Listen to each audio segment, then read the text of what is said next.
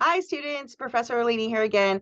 I'm here to give you quick instructions about the roundtable for the child abuse. This is module 3. We have a lot of work this week and I really want to make sure that everybody has some really good instructions so you can be as successful as possible.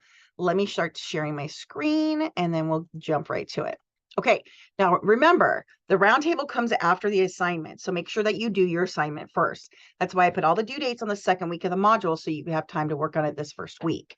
Now, again, this discussion is designed to help you understand child abuse, and again, really talk about the role of mandated reporter. Okay, so now we did a pamphlet and we all figured out what child abuse is, and we followed all those rules, and we made this really cool pamphlet. But now let's talk about mandated reporting. This is a really serious issue because, again, think about it. Do you want a child to be hurt if you could do something about it? And it's a weird kind of thing when you do have that power to do something about it and you think, oh, they're going to be mad at me and things like that. What's worse, a parent being mad at you or a child being abused? Yeah, trust me, I've had to make many reports in my life, and I've had social workers come out to my own house, making sure my child's not being abused because he was saying some stories. One time he said, like, I scratched his throat. Well, I did come into his throat to get out some gum, but I don't have any nails. So I was like, well, some other issue, but he's got sensory issues. And I said, please come on in and please check out my son's throat and things like that. So here's the thing. If you are a mandated reporter, you also have to be aware that mandated reporters are going to come to your house. It's fantastic. But better safe than sorry, right? It's weird, but it's better safe than sorry. I can say without a doubt my son's been safe in my care because of that. And I have it on record as well. Okay, so after you make your pamphlet, you're going to upload it so everybody else can see it. Now, some people are like, ew, I don't want people to see it because it's not so good. Well, then make it good, right? And then again, here have this discussion here, and this time it's only 2 prompts. Now, this time I put a minimum of 3.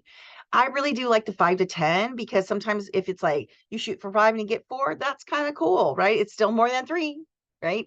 And you're always pushing yourself, and I always like to give extra points. So what is your role as a mandated reporter? Now, let's make the assumption that we're all going to be working with children. Now, I know people go, well, I'm not a child development major, and I'm just taking this class for my GE, and it's transferable, blah, blah, blah. Right? But you never know.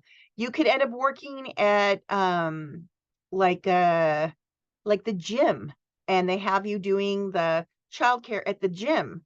You're a mandated reporter. If you work at the little buoy swim school, you're a mandated reporter. If you work at a dental office with kids, you are a mandated reporter.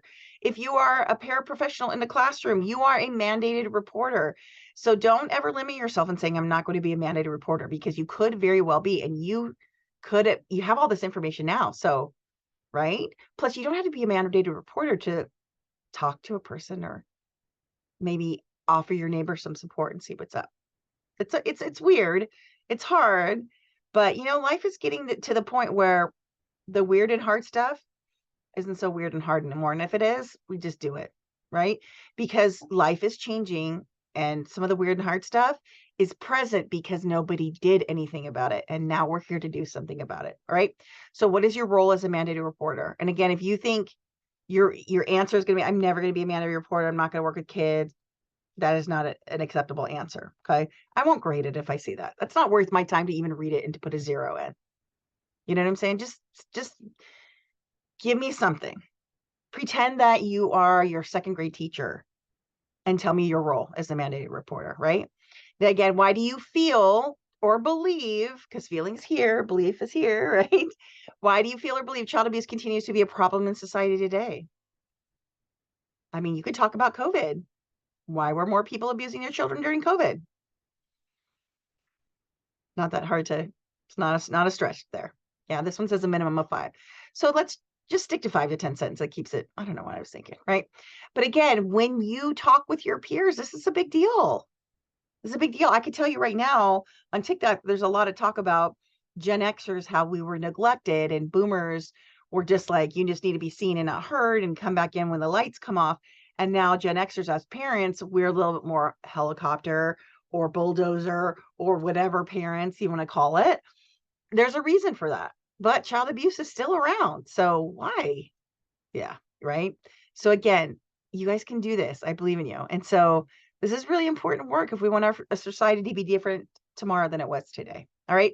Thank you so much. And again, like always, please reach out to me. Let me know what I can do to support you, because I'm all about it. If you guys can learn these things now and move forward in your life, oh my gosh, think how different life would be if child abuse was erased or even reduced by 50%. What? Yeah, absolutely. All right. I'll see you all on the next video or in class.